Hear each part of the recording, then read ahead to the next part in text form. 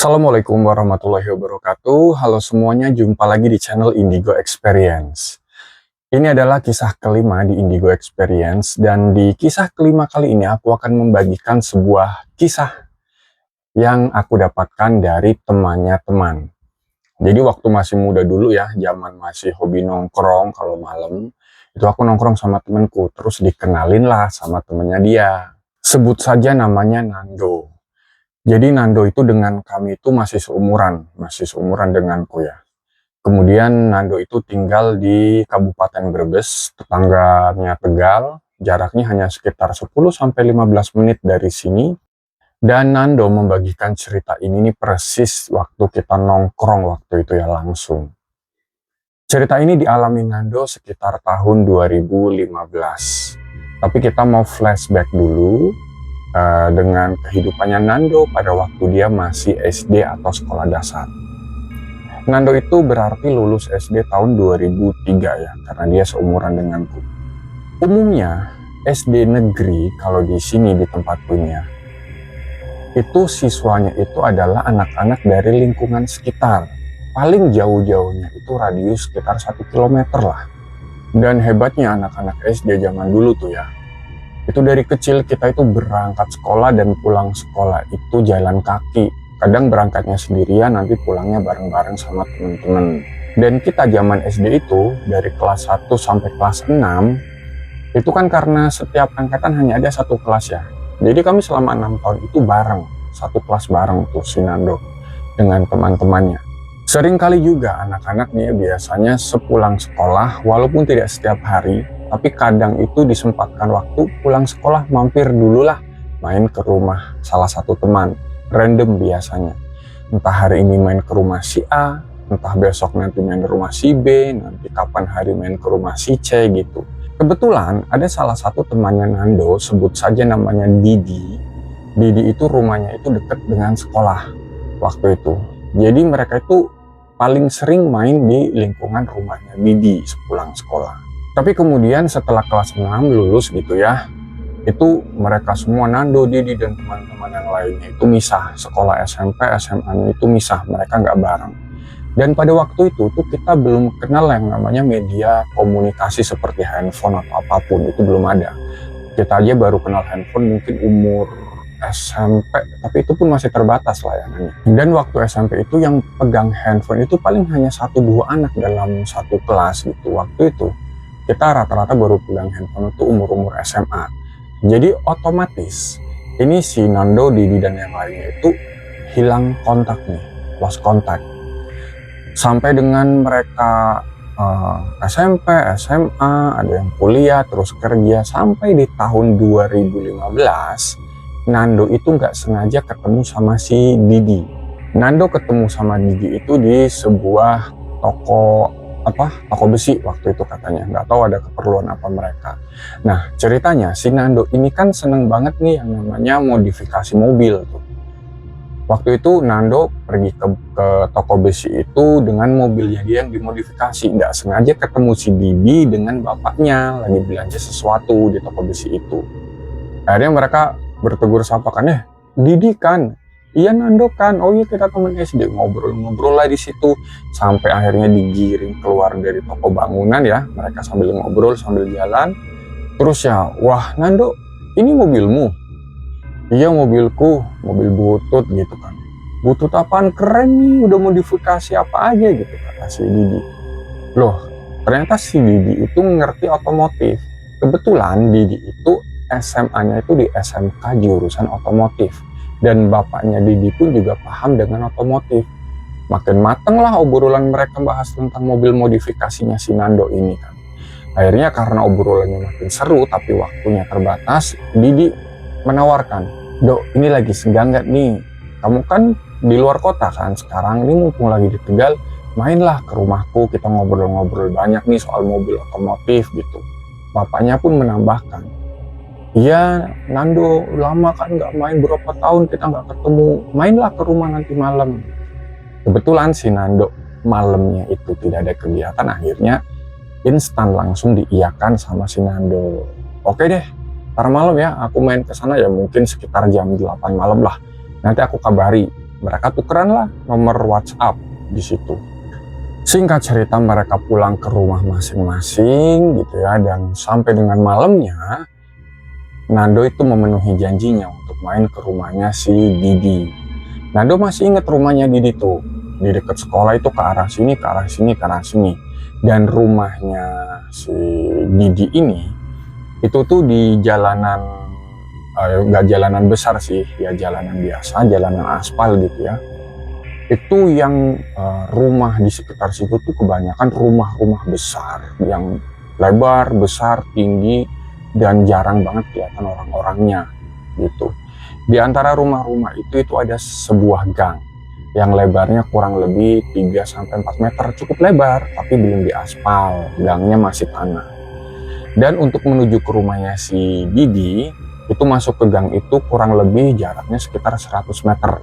Ini kan di depan jalan itu kan rumah-rumah besar tuh. Nah, rumah besar itu ke belakangnya kurang lebih bisa sampai 20-30 meter. Memang gede-gede rumahnya. Setelah melewati rumah besar itu ada sebuah kebun. Kebun yang didominasi dengan tanaman bambu-bambu besar gitu. Tapi masih banyak tanaman-tanaman yang lain. Baru setelah itu masuk ke sebuah komplek perumahan yang itu adalah rumahnya Didi. Nando jalanlah pakai mobil modifikasinya dia itu tuh.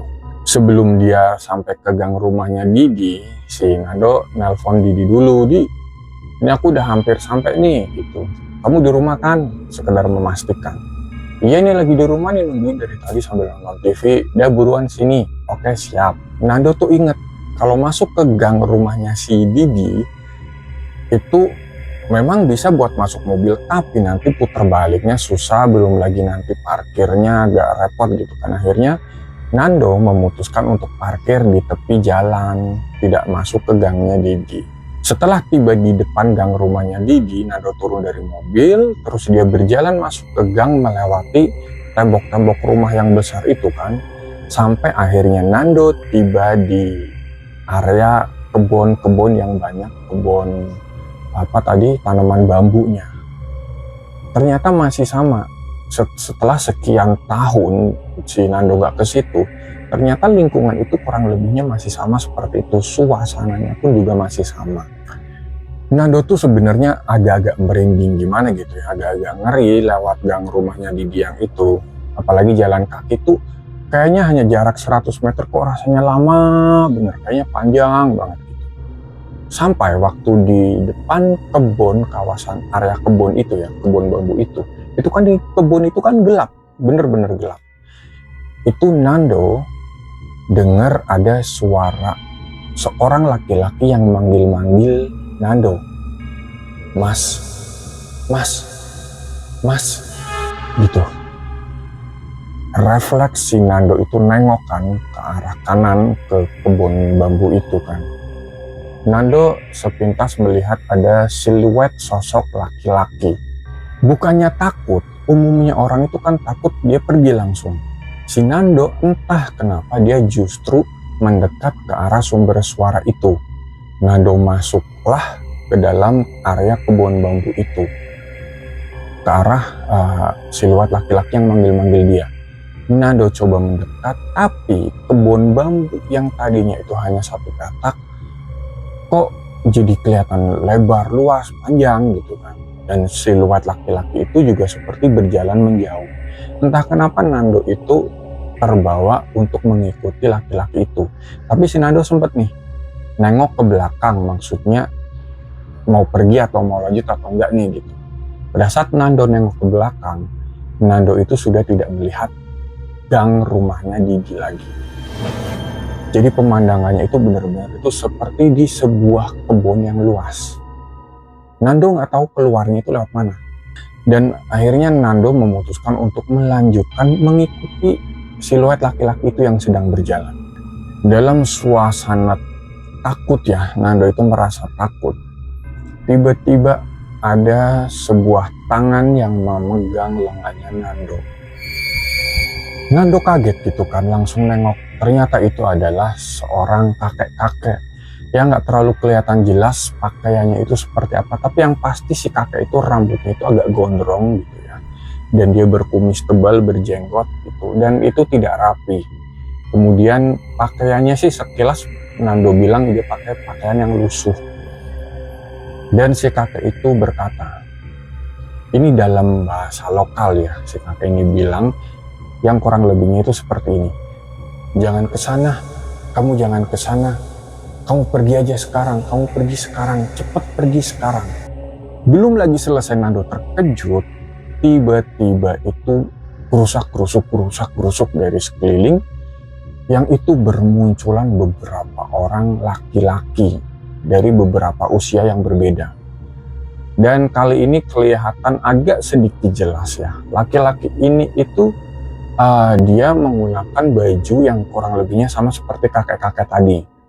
Mereka menggunakan baju-baju yang lusuh, kemudian ada yang sarungnya itu diikatkan di pinggang, ada yang sarungnya diselampirkan di leher gitu ya. Dan gaya rambut wajahnya mereka itu juga tidak rapi. Itu perkiraan Nando sekitar ada 8-10 orang di situ. Nah, waktu gerombolan laki-laki itu bermunculan, si kakek itu melepaskan pegangannya di tangan Nando dan dia mundur bergabung dengan para laki-laki itu. Kemudian ada seorang laki-laki di situ yang bilang, itu malingnya. Iya bener itu malingnya itu. Ada lagi laki-laki yang nyautin, bukan, malingnya itu masih kecil, bukan ini. Terus yang tadi nyautin lagi, bener ini malingnya. Dia itu sudah besar, tapi aku masih ingat ini mukanya. Ini malingnya nih, bener ini. Nando bingung kan, dia melihat ke sekelilingnya, melihat satu persatu orang-orang itu. Dan Nando itu menatap ke kakek yang tadi megangin tangannya Nando tuh ya. Itu kakek itu mukanya cemas sambil bilang, pergi, pergi, pergi. Kemudian para laki-laki itu ya, ada yang bilang gini, udah tangkap aja, tangkap gitu, ayo tangkap. Akhirnya mereka semua itu gerusak-gerusuk mendekat ke arah Nando seperti mau nangkep si Nando nih. Waktu para lelaki itu mendekat ke arah Nando, tiba-tiba itu seperti ada debu atau abu gitu ya. Itu yang seperti menyembur ke mukanya Nando. Akhirnya kan refleks matanya si Nando itu merem gitu kan. Biar nggak kelilipan, merem. Pada saat merem, Nando mengucek matanya dia, terus dia buka mata. Yang ada di depannya dia, itu seorang laki-laki mungkin umur sekitar 50 tahunan lebih gitu ya. Itu bapak-bapak dengan baju koko, baju modern, dan pakai peci. Nando sedikit mengabaikan bapak-bapak ini, dan Nando fokus dengan sekelilingnya dia. Tiba-tiba para laki-laki yang tadi itu menghilang, dan pemandangan kebun yang tadinya itu luas, itu kembali menjadi kebun bambu yang kecil dan sempit. Kemudian bapak-bapak tadi yang pakai peci tadi ya, narik tangannya Nando, Nando sini keluar nak, cepet nak, ayo Nando sini cepetan. Nando digiring keluar dan memang hanya beberapa langkah saja dia langsung keluar dari kebun. Itu Nando langsung tiba di gang rumahnya si Didi itu, yang tadi tempat dia masuk. Di situ sudah ada beberapa orang laki-laki ya, yang diantaranya itu ada Didi dan ada bapaknya Didi. Nando itu kan masih kebingungan ya, belum ngomong apa-apa. Tanpa ditanya sepatah kata pun, langsung si bapak yang pakai peci ini tadi ngomong, udah ini langsung bawa aja ke rumah, langsung bawa ke rumah. Akhirnya si Nando itu digandeng lah sama si Didi, sama bapaknya dibawa ke rumahnya Didi. Di situ Nando ditenangin dulu, dikasih minum air putih. Setelah tenang, akhirnya mereka berceritalah apa yang sebenarnya terjadi. Di ruang tamunya si Didi itu duduk Nando, Didi, bapaknya Didi, ada ibunya Didi, dan ada bapak yang pakai peci tadi yang bukan lain, dia adalah Pak D-nya Didi. Itu kakaknya bapaknya Didi. Nah, si Nando itu kan menceritakan apa yang dia alami tadi nih ya. Yang tadi dia alami, dia ceritakanlah ke mereka. Kemudian, sekarang giliran point of view-nya si Didi. Jadi cerita menurut versinya Didi, bapaknya Didi, Pak D-nya Didi. Itu seperti ini. Dok, kan tadi kan kamu telepon aku sekitar jam 8. Ya, jam 8 malam itu aku nungguin kamu gak datang-datang. Sampai itu akhirnya sekitar jam setengah 10 atau hampir jam 10 kamu masih belum datang ke sini. Aku telepon kamu, handphonemu gak nyambung, mati. Aku kirim chat juga gak terkirim gitu kan, centang satu. Itu aku pikir, oh si Nando mungkin ada urusan lain gak jadi datang kali ya, ada sesuatu yang mendesak mungkin, pikirnya si Didi seperti itu. Tapi kemudian bapaknya Didi ini kan ceritanya baru pulang acara selamatan nih. Itu naik motor masuk ke gang itu ya. Itu di gang bapaknya Didi lihat loh. Itu kan mobilnya si Nando. Wah udah dateng nih bocah berarti. Bapaknya Didi pulang, tanya sama si Didi. Loh Nandonya mana? Gak tahu pak, kayaknya gak jadi datang. Ditungguin dari tadi dari jam 8 gak kesini-kesini. Kata si bapaknya. Nah itu ada mobilnya Nando di depan gang. Yang bener itu bukan kali pak. Iya, kan tadi siang kita lihat mobilnya Nando, bener itu mobilnya. Loh, kemana si Nandonya ya pak ya? Kata si Didi. Bapak juga nggak tahu.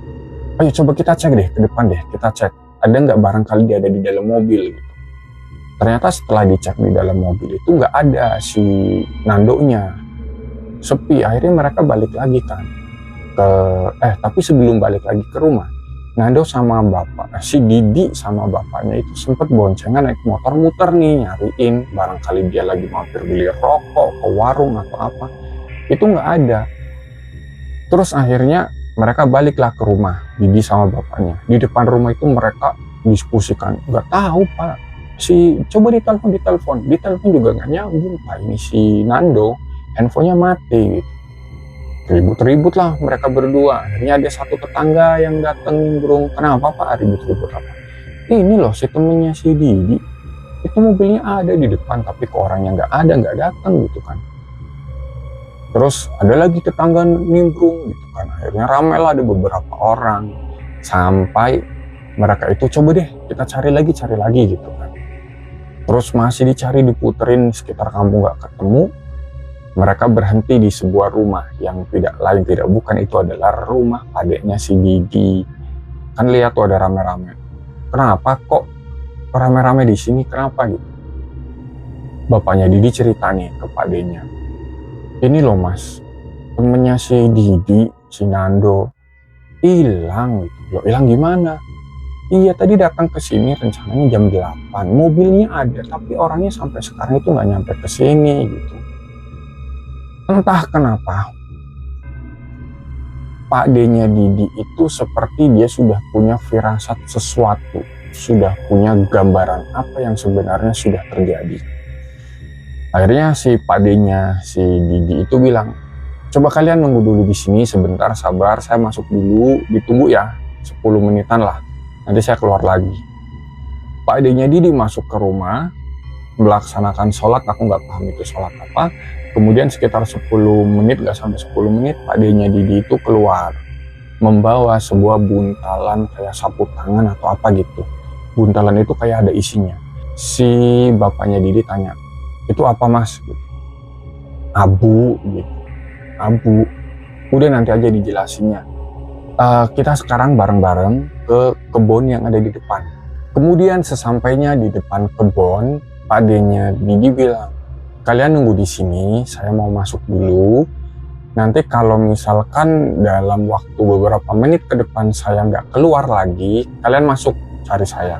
Pak D-nya Didi itu masuk, itu masih kelihatan tuh samar-samar bayangan siluet Pak D-nya Didi.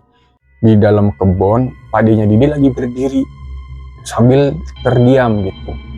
Terlihat seperti Pak D-nya Didi itu sedang memanjatkan doa gitu. Kemudian dia keluarkan, dia buka buntalan kain yang tadi, isinya itu ternyata abu kayu gaharu. Aku juga nggak ngerti hubungannya apa ya. Jadi seperti kayu gaharu yang dibakar jadi areng terus jadi abu. Itu abunya itu sama si Pak D-nya digenggam terus ditiupkan ke depan, gitu. Nah setelah itu Pak D-nya Didi langsung berbalik ke arah keluar gitu ya, sambil tangannya terlihat seperti menggandeng sesuatu, yang kemudian dari kegelapan muncullah perlahan itu muncul, loh Pak Ade itu menggandeng orang. Ternyata itu adalah si Nando. Dan itu kejadian Nando ketemu itu sudah jam 11 malam. Terus karena tadi kan Nando cerita juga nih masalah Nando dituduh maling ini gitu. Kata si Pak D-nya gini, Pak D-nya tanya ke Nando, Nando, kamu pernah ngambil sesuatu ya di situ? Enggak Pak D, gak pernah, orang aku aja gak pernah kesini. Coba kamu ingat waktu kamu masih kecil, kan kamu suka main kesini nih, ingat gak waktu SD gitu? Oh iya Pak D, kamu pernah gak main di kebun itu terus menemukan sesuatu yang kamu bawa pulang? Nando berpikir keras gitu ya. Setelah diingat-ingat ternyata, oh iya Pak D, dulu waktu masih SD, waktu main di sini nih, itu aku pernah nemu sebuah anting yang bentuknya itu kayak giwang. Jadi anting yang besar gitu ya, giwang. Itu giwangnya warnanya emas dan ada batu permata kayak gitu, kayak batu akik malah. Kayak batu akik itu warnanya biru, tapi birunya itu terang, biru pekat banget gitu. Birunya terang menyala. Itu Nando temukan di sela-sela bambu. Jadi ada bambu-bambu yang besar gitu ya, pohon-pohon bambu. Itu di sela-sela itu Nando nemu. Terus Nando bawa pulang.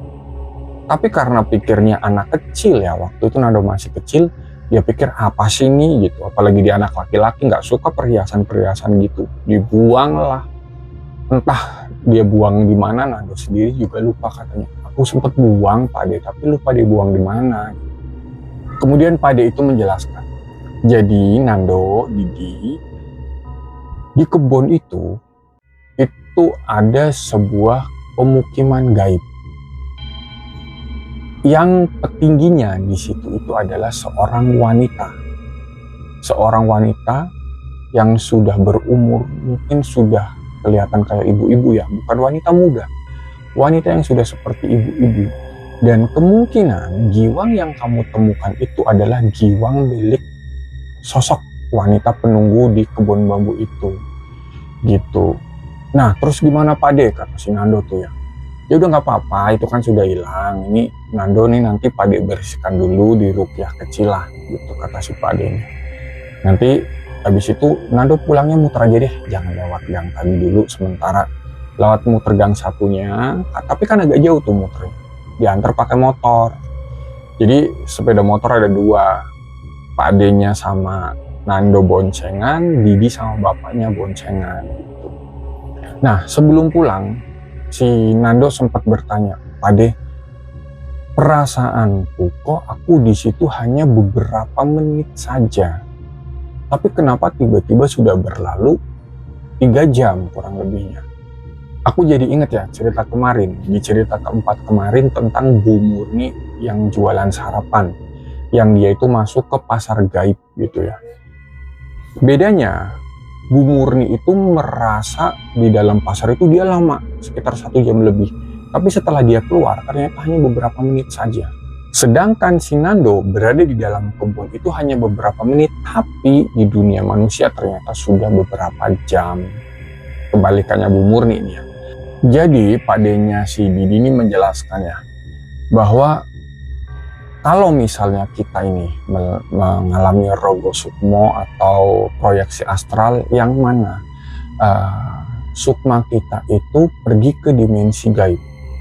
Nah, itu ruang dan waktu di sana dengan di sini itu kurang lebihnya masih sama. Tapi pada saat tubuh fisiknya kita yang masuk ke alam dimensinya mereka, itu akan terjadi distorsi ruang dan waktu, yang artinya itu antara ruang dan waktu di sana dengan di sini itu akan berbeda, mengalami perbedaan. Itu seperti itu, bisa di sini lebih cepat, bisa di sini lebih lama. Ada beberapa cerita yang seperti itu juga, orang yang mengalami istilah perjalanan waktu, dia pergi hanya sebentar, ternyata dia pulang itu sudah beberapa tahun. Itu aku pernah dengar cerita itu juga. Ngeri ya, serem, merinding. Nah sudah ya, akhirnya si Nando diantar pulang, diantar ke mobilnya dia, ditungguin sampai si Nando nyetar mobil sampai dia jalan pergi gitu. Terus si Nando sama Didi masih komunikasi nih. Ini akhirnya mereka nggak ngobrolin masalah otomotif lagi nih, obrolin pengalamannya si Nando tuh. Kata si Nando itu malamnya itu sempet dimimpiin. Nando itu ketemu dengan sesosok ibu-ibu yang badannya itu cukup berisi tapi tidak gemuk ya. Badannya cukup berisi dan ibu-ibu itu rambutnya kayak disanggul, kayak model ibu Kartini gitu ya. Dia pakai giwang yang hanya satu, giwangnya persis seperti yang Nando ingat dia temukan. Bajunya itu kebaya lama kutu baru, tapi itu kebayanya itu mengkilat gitu. Nah, Nando hanya bermimpi itu, tapi dia tidak, di mimpinya itu tidak terjadi sesuatu, hanya Nando melihat sosok itu. Setelah Nando bangun paginya, ya pikirnya apa mungkin aku cuma kebawa ceritanya Pade kali ya gitu. Tapi setelah itu hanya satu kali mimpi itu sudah Nando tidak mengalami hal-hal apapun lagi. Nah itu pengalaman Nando di tahun 2015 yang kemudian diceritakan ke aku beberapa tahun yang lalu.